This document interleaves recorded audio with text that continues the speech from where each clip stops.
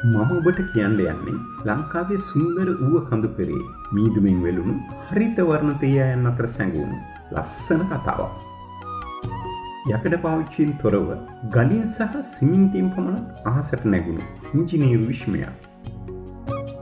මේ දෙමෝදර අහස නමේ පාලම් කතාවයි. එහෙම නැත්නම් අපි කවුරුත් දන්න නයිනාච් පාලමයි.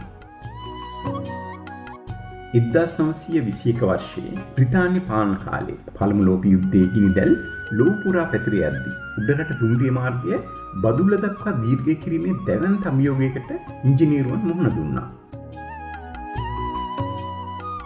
මේ කාලේ තිබ්බ යුද්ධය නිසා පාලම් තැනීමට අවශ්‍ය වාහනේ එංගලන්තෙන් ගෙන්න බැරි වුණා.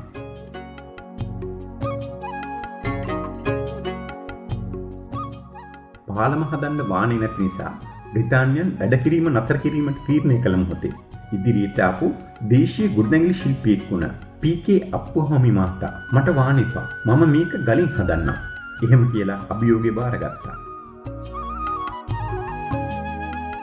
අවට කඳු කෙරින් ලබාගත් කළුගල් ගඩොල් සහ සිමෙන්ති මිශ්‍රණයකින් මේ දැවැන්තය ඉදිවුනේ දේශීය ශ්‍රමයේ මහිමය.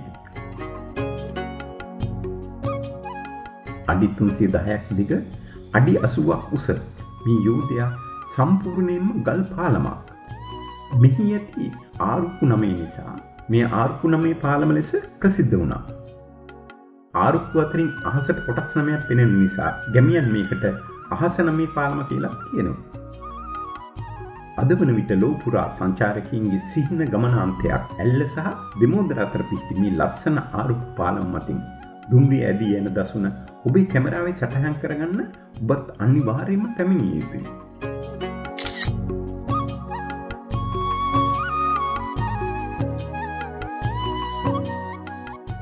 සීවසකටත් වඩා පැරණි මේ අභිමානවත් නිර්මාණය අපේ මුතුන් මිත්තන්ගේ දස්කම් වලට ජීවමාන සාක්ෂියක්.